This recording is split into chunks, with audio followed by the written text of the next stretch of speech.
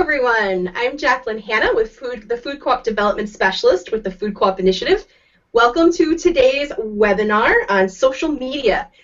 We are excited to have you here today. The Food Co-op Initiative is a nonprofit organization dedicated to providing support and resources to people who are organizing new food co-ops all across the United States.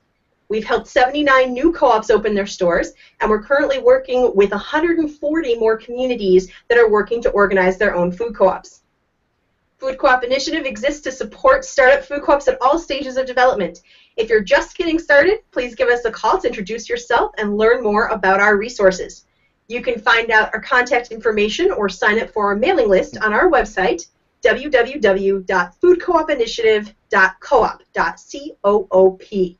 Our support and resources are free. Our work is supported by grants from the USDA, National Cooperative Bank, National Cooperative Grocers, the Cooperative Foundation, and the Cooperative Fund of New England. We're also supported by donations from mature co-ops and their members. We'd like to thank all our sponsors that are making our work supporting you possible. A few things before we get started today and a few little tech tips. Today's webinar is being recorded and will be available on the Food Co-op Initiative website as well as on our YouTube channel. We have an extensive library of previous webinars on topics ranging from how to organize your first community meeting all the way up to hiring your first GM. We encourage you to share this webinar with your fellow co-op organizers who could not attend today. This webinar is meant to serve you and meet your needs, and it can do that best if you interact with us. Please send in your questions during the webinar. You can post them on the YouTube page if you're logged in, but you can also send your questions to info@fci.coop. That's info@fci.coop. And you can do that at any time during the webinar. Mary Stennis Wilborn, our Outreach and Operations Coordinator at Food Co-op Initiative, you'll see her face down there. You can see Mary there. She will actually be collecting your questions and sharing them with me throughout the webinar. And we'll do our best to get to all of your questions. Most of them will be answered at the end during our Q&A time after the main presentation. Our guest experts today are Holly Fearing and Michael Ogden of CDS Consulting Co-op. Holly and Michael are both social media specialists with years of experience working in the cooperative sector. We're very excited to have them both here today. Welcome, Holly and Michael. Hello, thank you. Hey, Jacqueline. Hey, Mary. Thank you so much. And thank you to Food Cooperative Initiative for having us here today. Thank you guys for being here. We really appreciate it. I'm excited about this topic. This is one of my favorites. Can you guys start us off with a little overview of what you're going to cover today? Oh, yeah, of course. We're going to go through, Holly and I are going to hit 4 different steps to get the right start on social media for you. The first part is creating your social media strategy first. And that sounds maybe a little bit opposite of what you should do, but it's a very important first step, and that'll be the first thing we hit. And then we're going to talk a little bit about choosing the right social media platforms, because it's really prudent that you think about all of your options and make the right choices before you enter into any commitments on social media presence. And it's also best to think about who's going to run those for you for now, and then how the transition will happen towards the point wherein the co-op is opening. Yeah, hugely important. And then the third step is recruiting community partners, owners, future employees, ambassadors, anybody that we want to get about recruiting them through social media. It's a great step, and we'll go over that here in a bit. And then we're going to talk about how you can continue the momentum and build your online community of your fans, your followers, and essentially those people are going to be your brand ambassadors, and they're going to help you expand your reach, and that's when the real power of social media kicks in. Great. All right, but before we really get to that, we want to make sure you slow down for a second, because when we see people taking the leap into social media, and you can advance the slide here if you want. There it is. This is why we want you to slow down. Because before heading down that path of setting up your Facebook, your Twitter, your Instagram, Pinterest, whatever platform that is, you need to take in mind that things change, and they change often. Goals change, strategies change, hairstyles change. So we got to stop and think for a second, because we need to think about your goals for social media. And we don't want to get caught up in the game of Facebook and Instagram so far down the road that we don't have our strategy set. So let's start off with that first, our strategy. So creating a social media strategy, the very first question you have to ask yourself are, what are your goals? So, for instance, I put some particular goals that are very popular with startups and even the really large mothership cooperatives. They use these same kind of goals. Can it be make your community aware and or interested in your social media and in your brand? Is this about owner interests and getting people to sign up? Or is this about attracting new owners and volunteers or committee members? Or finally, are we really looking at building brand loyalty for your startup? So this is really what you want them to do. What is your public call to action when you are creating the social media strategy? So once you get those questions answered about what your goals are, then we get to look at how to achieve some of those goals. Ding. Next slide. That's my old school ding, you know, when you did the slides. So how do you achieve these goals? One, I wanted to show, and you're going to see throughout this whole presentation, we're going to have probably a really good focus on Facebook. And there's a point to that, and we'll come to it in just a bit. So when you're looking at all those goals I just went through for creating your social media strategy, we're going to be looking at Facebook. And one, setting up a Facebook group is actually a great first step to achieve some of those goals that you were just laying out for your strategy. Because the Facebook groups allow you not only publicly, but you can set them up privately. They allow you to get that conversation started out in the community and also gauge the community interest. Is there a lot? Is there a little? What are they really interested in? It allows you to actually create some marketing materials by the language and the feedback you're getting through this group. Now you notice here on the slide, I put up one particular group that's active right now. It's a private group on Facebook, the New Orleans Food Cooperative. And I put, you know, their banner down there and the description of what this group is all about. And that is where, you know, that is how people find you in your community and how you can get this conversation started. So setting up a Facebook group, I think, and Holly can challenge me at any moment on any of this stuff. She does that, I do that with her, it's what we do. But setting up a Facebook group, I believe, is a very important first step for startup co-ops to gauge the community interest and to get the conversation started. Because why? It's free, so you might as well use it, and it's a great tool for your startup. And I was just going to add that I'm not going to challenge you there, but I think that it's also a really great tool to use for organizing. I think everybody kind of has heard the popular culture about social media and Facebook and the power that it has in community organizing.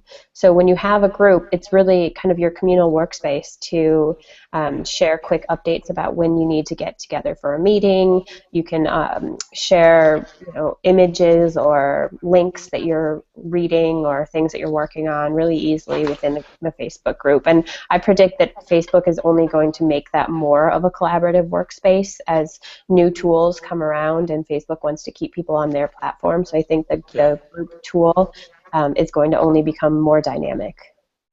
I totally agree with you on that. And then even if you want to think farther, and we're going to mention this in a bit, but Facebook events actually can solve some of those issues that you were just bringing up, Holly. And I think that is a very important step to take. And again, I think we'll hit that here in just a few minutes. So on to the next step. So you got your Facebook group to achieve these goals that you were laying out. So the second step that I would suggest as a startup, as a startup food co-op, is using Facebook as your website. If you haven't been able to put in funds or resources or even energy or time into building your own site, Facebook is a great place to start. Why? And I know Holly will back me up on this, because we go to Facebook first, typically. It's Google and Facebook. When we go to find information about what's happening in our community, some information about a company that we like, we go to Facebook first to search. And Facebook is encroaching, getting closer and closer to Google in the amount of data that they have, in that Facebook search engine is becoming almost as powerful as Google's. So if you don't have a website and can't afford one just yet, think about using Facebook in that way, because it can be that central online hub for you. Not only is it look kind of like a website, but it also has the social element to it. You can add a call to action now on your Facebook page for your startup co-op, like join now. You can put that button, or sign up, I think is what it is. And then the other thing, like we were just mentioning, you can then promote events. You know, if you're looking for ownership drives and recruiting for, you know, new employees and all of that. If we could go back actually one more to number 2 there. Yeah, thank you. I wanted to show you, I know Dill Pickle Food Co-op is not a startup, but I was looking back in their history and the way they've used Facebook since 2009. They're a really good example of what you can do with the Facebook page and growing the community. So I just put up here, over on the side, you'll see that they just have all the information, you know, their hours and everything like that. And the Dill Pickle, I think, is a really good example to follow of really grassroots energy for startups, and for particular examples in marketing and ownership connections and things like that. So you can use Facebook as your website to achieve some of those goals you were laying out earlier. And I would add to this that one of the biggest reasons, or the appeal of using Facebook as a website when you're first starting out, is that, again, other than a little bit of expertise and some time, you don't need to go out and hire somebody to create a framework of a website that you'll eventually want, for sure. But a lot of times, as we've all seen before, that so much changes. Your branding might change, your whole structure might change. So don't go out on day one and create your entire website and spend a lot of money when you can have 95% of what a website does for you through a free Facebook page. And then you can update it. It's user-friendly, so you can make the changes, and you don't need to go to a designer for every time you need to add a photo or a new page. And again, it's becoming even a more dynamic tool in that way as well. And mobile-friendly. A lot of websites still are mobile-friendly yet. So all the social stuff that you're dealing with now, not only, again, the cost is free for the moment, not your time, but it's free as far as the platform goes, and it's already mobile ready, which is where your audiences already are. We're all on our phones now. So great point there, Al. So on the third step to creating your social media strategy to help achieve some of those goals you were trying to answer earlier is about using Facebook as your event headquarters. Again, expanding a bit on how we've increased the conversation about events and the importance of using events on your Facebook page. And again, I know this is Facebook heavy, but again, we say this for a reason, because it's the biggest freaking social media platform out there. So let's use it and all their tools. So using Facebook as your event headquarters allows you, like I'm showing some examples here again with Dill Pickle. I love pickles anyway, but they use it to announce and host events on their site. So what you do have to make sure is when you announce an event, something coming up, you need to constantly take care of that event until it happens, and then post-event. And what I mean by that is, and that's why I'm saying update regularly here, updating with new photos, new bits of information, inviting more maybe local businesses to come to the event. But constantly use that event page to stay active and alive, so that the people who are connected, when you update that event, the people connected with you, they will get alerts about that event. It's very important. And also, if you're adventurous enough to use the free site, the free version of like MailChimp, the email blasting website, you can include your Facebook event in that email that you blast out to, I think it has to be less than 12,000 people. So if you do that, again, that's the free version. That's what I use.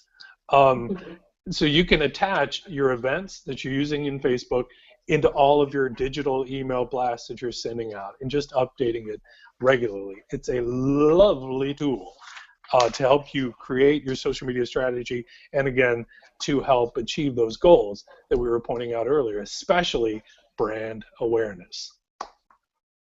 So moving on a little bit, Al, did you have anything on that?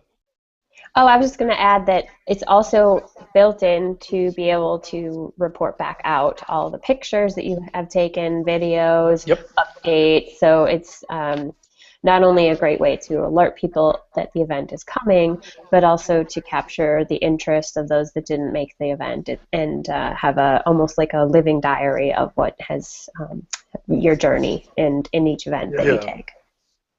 And thank you for saying the word diary, because as we see on the next slide, Facebook has really become that.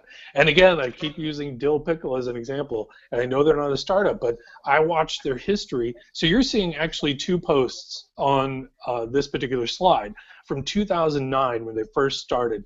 That montage of pictures, photos right there, that was their opening day post right there.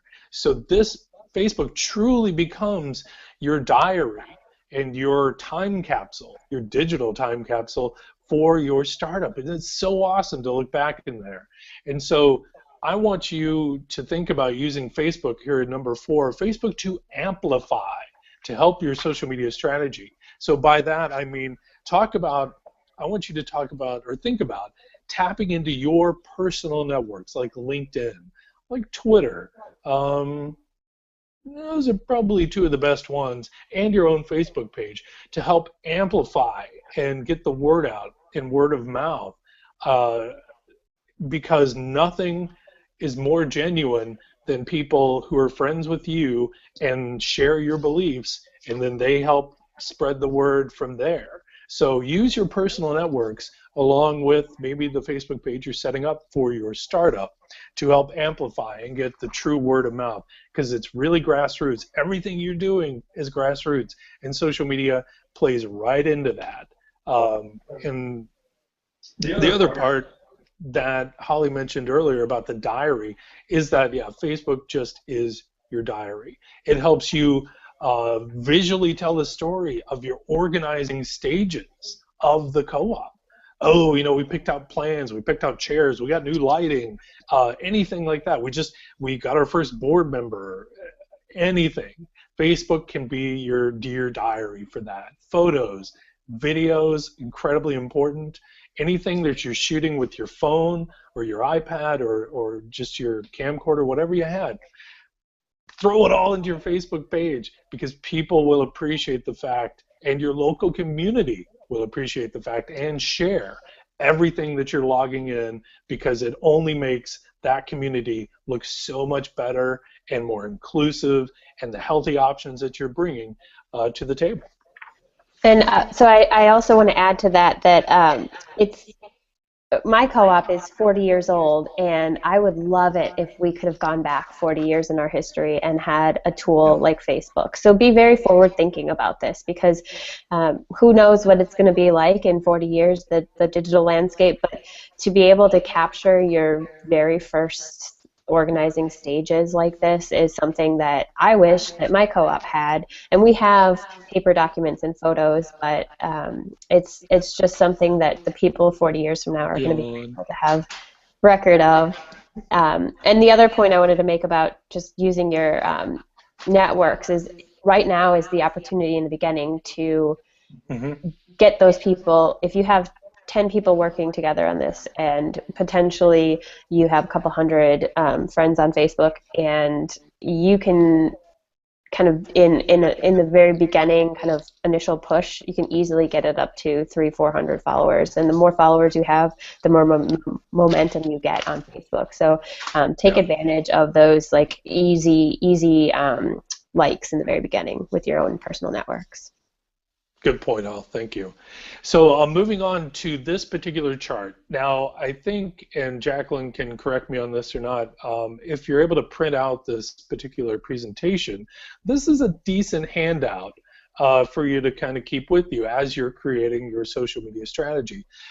We created this really to give you kind of an honest look at the landscape of what it takes to run some of the popular channels on social media.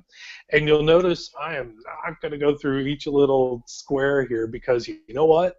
I want you to focus on Facebook and Instagram as a startup co-op. Those two are by far, I think, the most important tools you can use. Twitter, fine, I get it, but I would like you to see the roots that you can get and create with Facebook and Instagram. Facebook owns Instagram, so they're very friendly with each other, and they give you two really great visual platforms to tell your stories. So I laid out here, we laid out here the why you would be on each one of these platforms. And again, like I said earlier, by far Facebook is the most active of all social media out there, of the platforms. And I threw in this stat here, 70% of active users every day are connected and engaged with local businesses. Holy crap. You cannot get, you can't buy marketing like that. You really can't. Eventually you might pay a few dollars on Facebook or so to promote stuff, but those people are naturally inclined to find you on Facebook and Instagram. So what you're looking at as far as budgeting your time for executing your strategy and answering those questions like we laid out earlier, I would say roughly a week on Facebook and maybe a half hour on Instagram. And over here on the how often do you post, Wednesdays through Fridays are typically the better times for Facebook, and 1 to 2 times each of those days.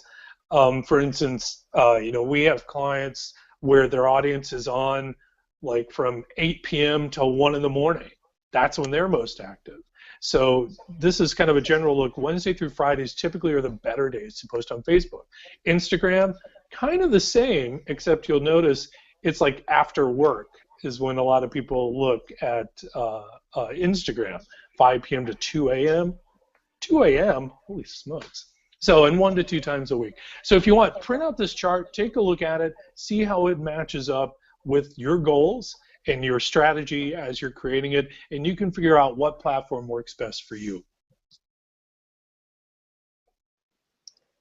And I'll just add to this that it's kind of a lot of choices here, right? And it looks a little overwhelming, but we're pretty much just cutting to the chase here and saying start with Facebook and evolve to Instagram and do what you have time to do based off of this chart. But I think that people have questions about Facebook groups versus Facebook pages. And I just, at this point, want to just make a point that it's kind of this chicken and the egg thing where you want to have an audience to see your content, but you also have to have content for your audience to have something to see when they're on your page. So the reason why you might want to have a private group first is so that you and your organizing group can kind of get your stuff together and figure out what you're going to say, what kind of materials you're going to have available. It's very likely at the point of having a Facebook group that's a private group that you're nowhere near ready to even be going out there to the community yet and saying, hey, we're trying to make this happen, become a reality. Would you be interested even? So when you feel like you do have content ready to share, that you have even a flyer or some information that if somebody's like, yeah, I'm really interested in this, can I see more information? That might be the point where you have a public Facebook page. You also want to make sure that you don't have a ton of really great content. Maybe you have videos and interviews with passionate people, and you're putting it out there on a public Facebook page that has 2 followers, it's you and your mom, so you want to make sure that when you have good content to share, that you have an audience, and that when you have an audience, you have good content to share. So it's about just finding that right balance, and oftentimes the Facebook group can help you figure it out behind the scenes before you go public. So we can move on to the next slide, and we're going to be talking about, now that you kind of understand what channels you want to be on, who's going to maintain it and how much of a time commitment is this going to be. So in the beginning, I think that you should just kind of look at who you have right in your organizing group. Is there anybody that has a specific experience on social media or enthusiasm? Really, you're looking for somebody that has more of the attitude to be able to feel comfortable running this on your group's behalf, more so than somebody that maybe has the skills or is assumed to be an expert because of their age demographic. You really want to look for somebody that's going to be able to give you 2.5 hours per week. We're approximating that if you're going to be on Facebook and Instagram, that in the beginning, again, with a public page, you're going to want to have at least one piece of original content a week, then divvy it out into a couple different types of posts, and that should take you about 2.5 hours a week. So look to your committee working groups and see if there's somebody with communication or community outreach, media relations, or marketing background or assignment that can add that to their work. And as you begin to evolve and grow, the right kind of expertise might not be in the group anymore. We might want to be evolving to doing more videos, and as more owners are joining, you want to take pictures and write their stories down, and you might need to outsource that support. You might need to find experts outside of your group. You might need to recruit for experts, but expect that to be about a 4 to 8 hour time commitment, because that's kind of the heavy period of really trying to recruit people from the community, and it's really big on brand awareness at that point. Eventually, it's going to be something that transitions to the workload of the co-op, and it should be part of the communications team, and the work will be completely off your shoulders eventually.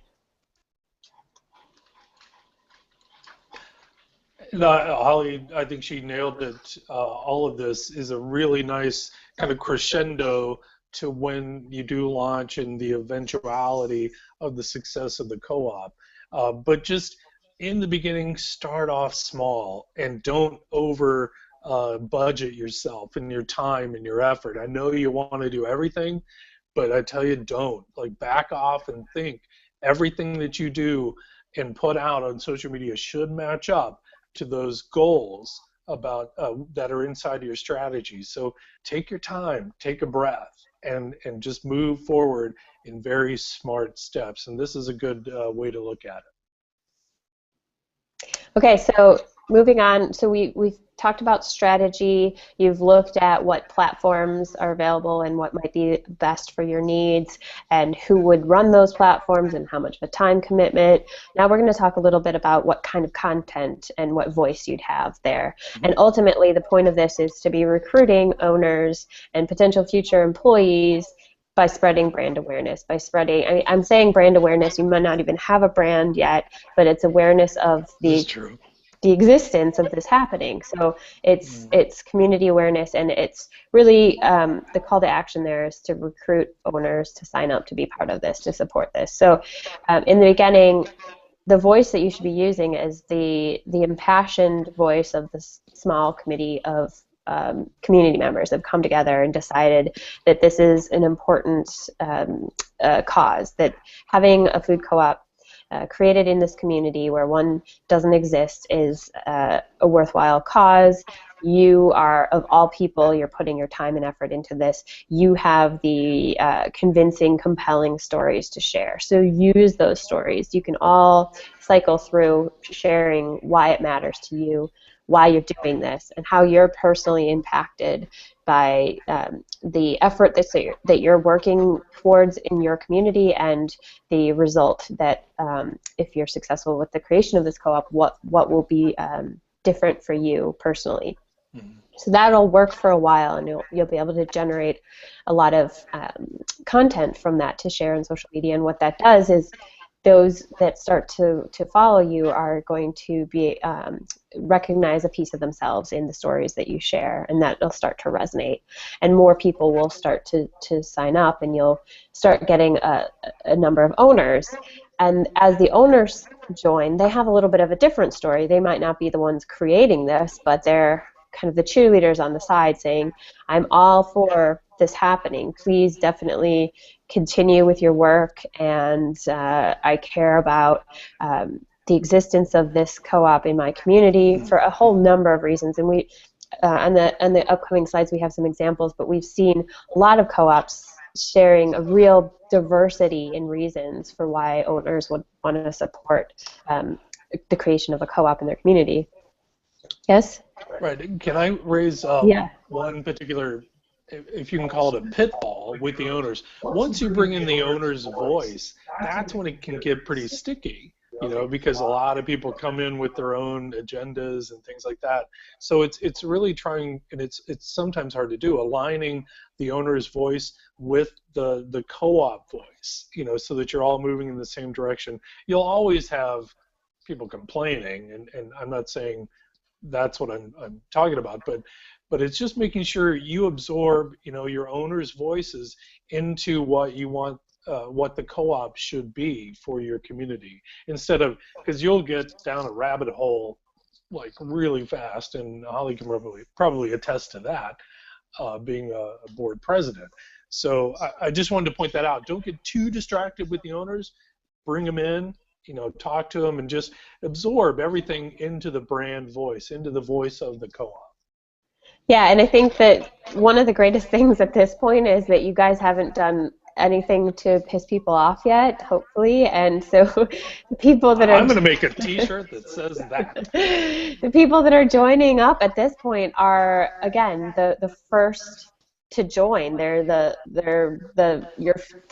future of the people that love to talk about how they were the first ones, and they have, one of those low owner numbers. I know, again, my co-op has great pride amongst those that have a really low owner number, and they're the ones that say, I was with you through and through. So they're your biggest supporters, and we'll get into that into a little bit in the coming slides as well, on how to use them going forward as your brand ambassadors. But right now, the stories are all very positive and diverse, and this is going to be great content to sustain you for months and months of reasons for why other people should join in and take your call to action on what you're advocating for through social media.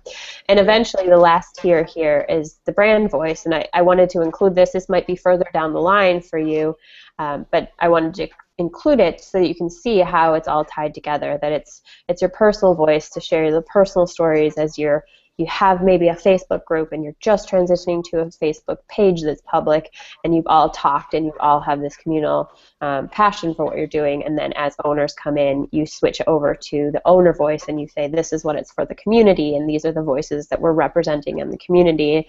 And so it's a bigger pool and more people that can resonate with the individual stories of those owners, and more people join in. And eventually it's going to be a brand that is your co-op with your mission and your vision and the things that your co-op stands for that people can relate to, and they say, yes, I'm about a just society, a environmental business that looks at people before profit, and all the things that your co-op represents. It's the brand then that they identify with and have loyalty to, instead of an individual. So that's kind of the tiered approach that transitions and gets it really nice and packaged up. And if you've done this really well, then when you have a GM and your staff kind of take it on, they'll have a really great package to work with. Yeah, great point.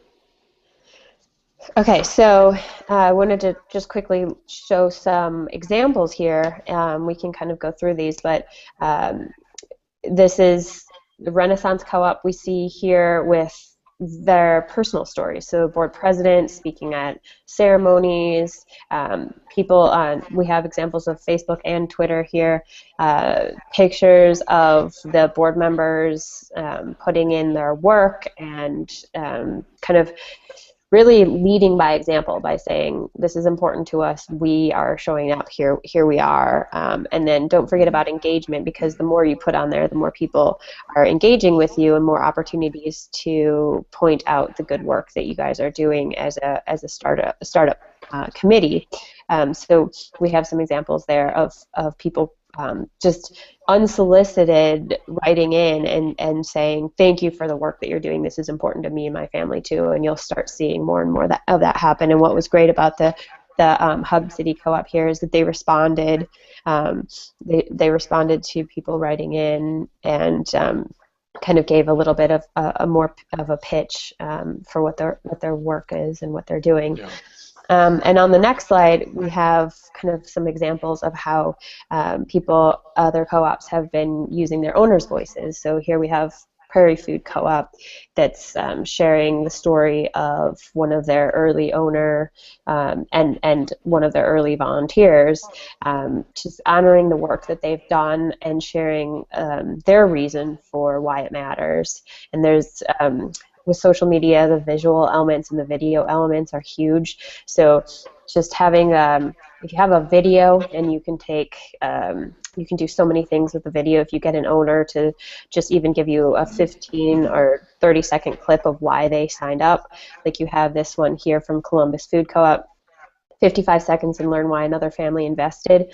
That's gold for social media, because you can take that video, you can put it out there like they did, you can write up something, you can turn it into an article or a written interview, you can turn it into a quote, photo. You know, people, different people absorb information in different ways. So if you have a photo, a screenshot from the video, and you put up one quote that they said, that can be a post on Facebook. You can write up a transcript of the video, and that can be a blog post or an article.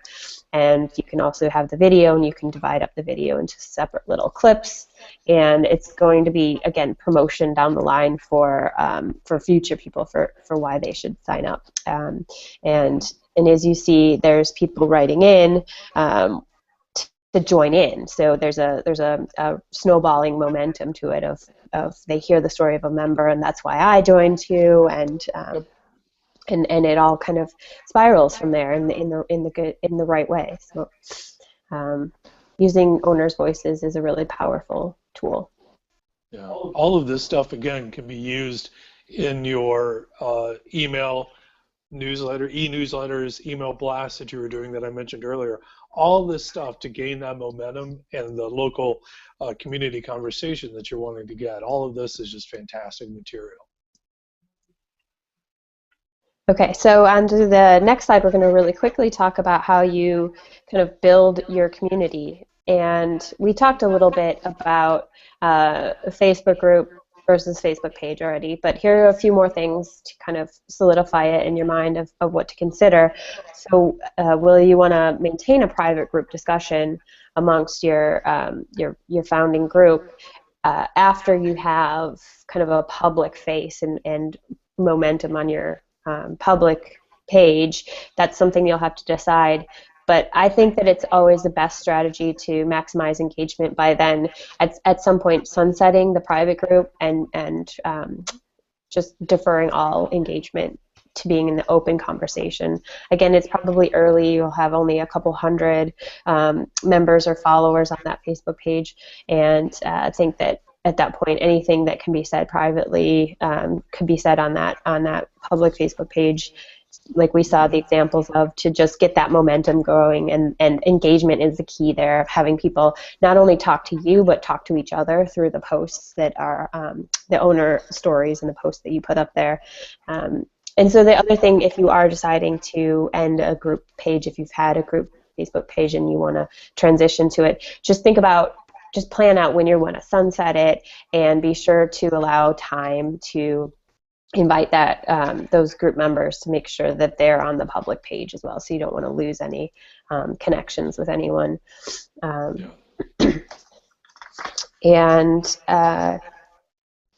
the other key thing that I have a image of there is a real big pro of having a public Facebook page is that you can have that sign up call to action button right there where that purple arrow is showing. That's the Northeast Community Market Co-op put that on their Facebook page, and when I clicked on it, it took me right to a page where I could sign up to become a member, and that picture there was from that page as well. They had a scrolling photo montage of all the members that had signed up so far and had written on a little sign about why they decided to sign up. So from an event, as we talked about earlier, people are signing up at events, just ask them to really quickly write on that, grab a snapshot of them. Maybe you can even offer them a gift card for the store when it opens for taking the time to do that. But having that call to action on the public page is a real big pro for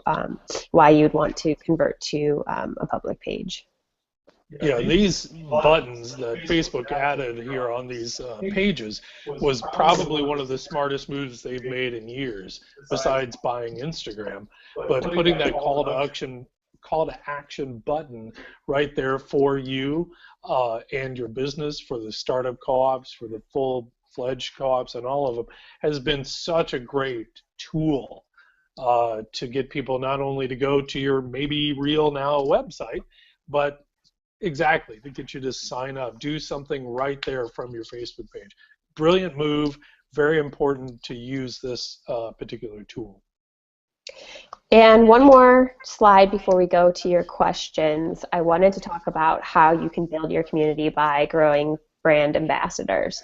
So you already have a group of original founders or committee members that have been working on this from the start. So for those people, as you sunset a group Facebook page and you're starting to grow your public Facebook page and your other Instagram or other presences on social media, ask those group members to really diligently take the effort to reach out to their personal networks. We mentioned this earlier, but again, if you have 300 Facebook friends and you could get 30 of them and 10 people can get 30 of their friends to like the page, then all of a sudden you have 300 people on your brand new public-facing co-op Facebook page, and it's not cheap followers. It's not kind of like the ones that you can buy for $5 from all the spam accounts, because those people, your committee members, they're in your community, so their friends are more likely to be the exact target of who you want to join this. So it's a really easy way to get momentum onto your page, but it's actually high quality and valuable followers as well. So be sure to use them. Use everybody that's been involved, whether they have been only just involved in something completely unrelated to social media. Ask them to be sure to promote on social media what you're doing on your public page. It's really easy to invite people to like a page from your personal page.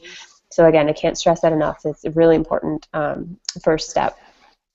And then even after social media becomes something that's moved to the staff side, continue to have that, be that brand ambassador yourself, and take pride in what you did to start this co-op, getting it off the ground, and make sure that you ask those initial owners that signed up, and that the ones that had the most enthusiasm, the ones that maybe they weren't volunteering for your committee work, but they were the ones cheering you the loudest from the sidelines. Make sure you give them kind of the assignment to also reach out to their friends and family in the community to join. If they love it so much, it's very likely that their friends and family would also love it in the community. And I wanted to put a couple stats on here because people like numbers, and a lot of this is all theory, but there are numbers to back it up. The Nielsen Global Online Consumer Survey just reported out that 90% of customers trust product or service recommendations from people they know. I think we all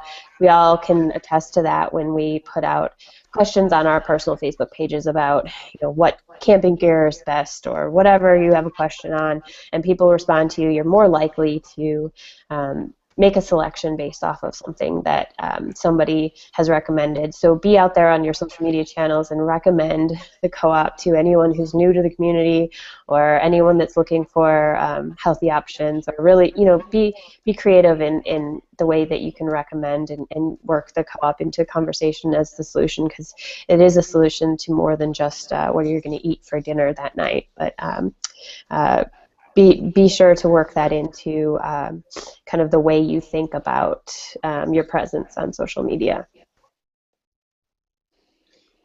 Excellent. Are you guys ready to move into some questions? Yeah, definitely. You bet. All right, questions. Oh, I love that. Okay, well, first, a couple things came earlier that I just want to reference real quick. This video will be available as a video on YouTube, but also as slides on our website. So you will be able to download the slides and actually print off that great slide that Holly and Michael presented with all the different social media options and what you can expect from investment, when the best time to post is, and so forth. So that will be printable from our website shortly. And then the other quick question about transferring from a private Facebook group to a public, just real quick from the organizing side, the private Facebook group is when you're trying to get a small group of organizers together who are going to kick around this idea and plan your first public meeting and take that first input and decide if you're actually going to go forward with trying to get owners and really become a co-op. So if you're in that early stage 1 organizing, that's when you would use that kind of group. Is you go into having, by the time you have your first big public meeting, a lot of co-ops have 50, 75, 100 people show up at that first big public meeting, if you get the word out, that's a good time to launch your public Facebook page where someone doesn't have to be a committed steering committee early organizer to just get a feel for your brand and what's going on, see photos of themselves at the meeting. They love that sort of thing. So that's not necessarily tell you when you should sunset that more private steering committee organizer group. That might be more subjective, but kind of an idea on when you should have your public one ready is when you're ready to have your first really big public event as a co-op. So just putting that out there. Right. Let's throw our first question out. We've got, for owners' voices, owners' images, should we be getting signed permission slips or permissions from them to use those, especially if there are kids involved? It's never a bad idea. I've seen a lot of different approaches to this, but a lot of times you don't need a signed piece of paper, but in the very start of your video, you can say, I just need your confirmation that you agree to this video being used on our public Facebook page. And if you record that, you can edit that off of the beginning of your video. But if you have that, then that works as well. I mean, I'm not a lawyer, but that is, from what I've seen, definitely consult a legal professional if you're concerned. But I've seen a lot of co-ops use that approach. Excellent. Yeah, and it isn't a bad idea to have those forms if you're at an event or something, especially when kids are involved. If you want to take a couple of pictures and testimonials of somebody, get their signature. If it's a really tight shot, if it's a really big public venue, don't worry about it. It's you're not going to carry 1,000 sheets of paper with you, And if it's out in public, I think you're okay. But if you're truly having this one-on-one conversation and you want to get something from them, yeah, getting it in writing, it's not a bad idea. I absolutely agree with you guys. It's not a bad idea. I will say we don't see many startups doing it. We just see the verbal ask for permission, and that generally turns out to be okay, but we are all not lawyers. So we'll leave it there. Another great question. Can you actually give me some tips? I'm a total novice Facebook user. You're talking about setting up events, groups. I'm lost. Is there a good tutorial out there on how to start to use Facebook? Yeah. Holly, you can chime in too, but Facebook, if you just go on their help page, they have cleaned up their help pages so beautifully now. Again, ask me 2 years ago, I would have hated Facebook, but they have really gotten their act together and been much more friendly in giving video tutorials, step-by-step instructions. they would do such a much better job than we could do explaining on this webinar. So go to the help center on Facebook. I think it's the backslash, but it's just help center. Type in events page. They'll show you exactly how to do it. Also, tap into the power of YouTube. There's so many how-to videos on YouTube today, and there's a lot of really great bloggers out there that if you have a really specific question, let's say you're saying, how do I set up an events page on Facebook?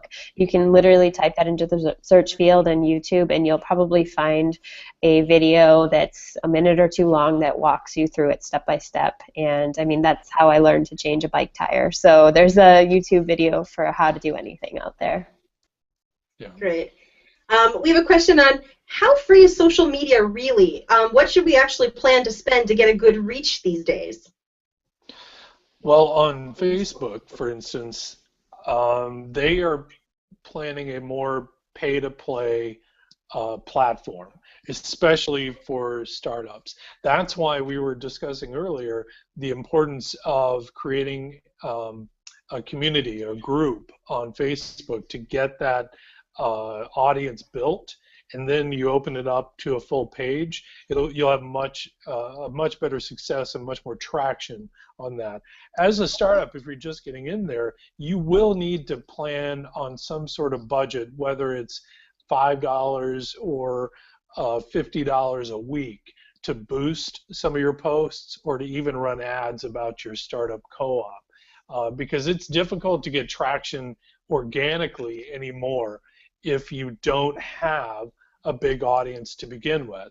You know, I have clients anywhere from 1,000 likes on their page to, you know, tens of thousands. And obviously the tens of thousands of likes on that page, I get a much better organic reach. It's a little bit harder when you have a smaller audience. So you may have to funnel in a bit of money. Your time isn't free, obviously, but the platform, you know, is technically free, but on Facebook specifically, you are going to have to start paying a little bit each week if you want to get all your posts noticed. And that's, again, why we were really pushing to start up a community or a group there on Facebook first. Okay. Yeah, and I just want to share from my experience, the pay-to-play does work, but it really takes very small amounts of money to make a really big, make a big splash. So don't be terrified of boosting a post. And giving that a try. I've started out with $1 increments, and even there been really impressed. And you'll learn. Oh, that's good. You know, I've never gone above 5, and really gotten some real impact. Oh, really? So, yep, we're little co-ops. That's fun. I'm glad it's gotten hundreds of views. So you know, play with that. It's not a lot of money to just start playing with that a little bit. And again, there's always great tutorials out there about how to do that effectively. Couple questions. One that I get all the time from startups, maybe you guys can help out with. They have hundreds of fans, you know, likes, and they're posting what feels like good content, photos, and they feel like the organizing group is the only people again and again liking and commenting on their posts. They're having a hard time getting engagement, and it gets to the point where they feel like, oh, people are just sick of hearing from just us, and they feel like they're building good content. What's going on, or what can they do to liven that conversation back up? Well, I think we were just talking about it a little bit, is again, if you're going to go with the ads, I just wanted to add that you can really be specifically targeted to who you want to reach out to with your posts. So, you know, you can use certain keywords, age demographics, location demographics, and if you, in theory, get the right people to like your page, they should be engaging with your page because it's right up their alley, exactly what they want to be engaged with. But once you've done that, if you feel like you're not getting enough engagement with people that are on your page, you can always try doing a contest. I feel that Instagram is really, really great for contests. Facebook is, it gets a little spammy with contests, and so right now I see a lot more effectiveness on Instagram, but either one, you can do little things, even little competitions. People are very competitive by nature, and if they think they can win a $20 gift card for making a comment, it's not really just buying their engagement. It's more about rewarding them for paying attention. So I think that you can try fun little hashtag contests, or we've seen a great results from a credit union that did a lot of really good videos about the businesses, the other co-ops in town that they support through their business, and they just asked people to watch the video and make a comment, and that each person then that did that would be entered into a drawing for a gift certificate for that co-op. So they saw great results and great engagement when they introduced that. And I think a lot of startups feel like, well, we don't have a store yet. We don't have anything to give away. I do want to mention, this is where you start building your relationship with local businesses that believe in what you're doing and know that they're going to benefit from your co-op's existence. So it takes a $10, like Holly said, $20 gift certificate max to get a lot of engagement. I cannot remember who it was, but one of you startups recently asked everyone to take photos of themselves holding a product or a sign or just a piece of paper that wrote about a product they hoped their co-op would carry. And everyone who posted a picture in the thread got entered. And they ended up, they said they usually get 2 or 3 engagements, and they got over 100 people who interacted with that post for a $20 gift certificate to the local cafe. So build those relationships with local businesses. Don't be afraid to ask them for those gifts, because you're giving them free publicity and promotion through that social media engagement. They get that new audience, and it can be very exciting for them as well. Yeah, that partnership with local businesses is huge. Just do not ignore that. So and they're willing to do a lot. We're kind of amazed by that.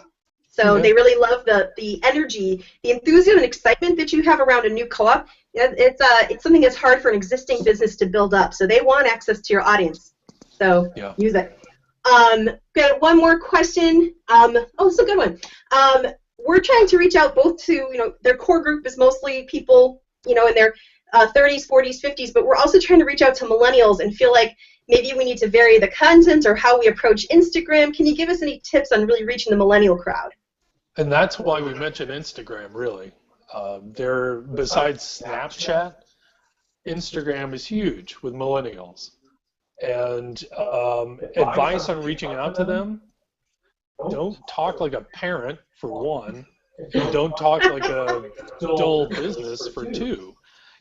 They want, I wish I would have these numbers with me, but the new study, it shows like in the high 80%, millennials are connecting with businesses who are real and occasionally swear. Isn't that funny? So they just want a real connection. No, hell no, not at all. But they just want a real connection. So if you're real and true and you have your great values for your community, you're going to find the millennials coming to you. I know it's a little bit tricky to find them, but that's why we include Instagram, because that platform is huge with that particular population group. And Instagram has a really great search function right on so it's on the mobile app, and you can search by keywords, you can search by location, you can search by what's great. Yeah, you can search by what's trending in your area, and you just reach out at first by just following other people in your community that seem to have a shared interest in one of your mission or visions. The keywords that you find: organic or local or sustainable. Any of the keywords that you can think of that represents what you're trying to build, look that up on Instagram and connect to those people in your location. And the other thing that I want to talk about a little bit more about the content is that, again, I get this a lot with credit unions, but we tend to want to tell our history, which is a little bit more boring than talking about what our mission and our purpose is.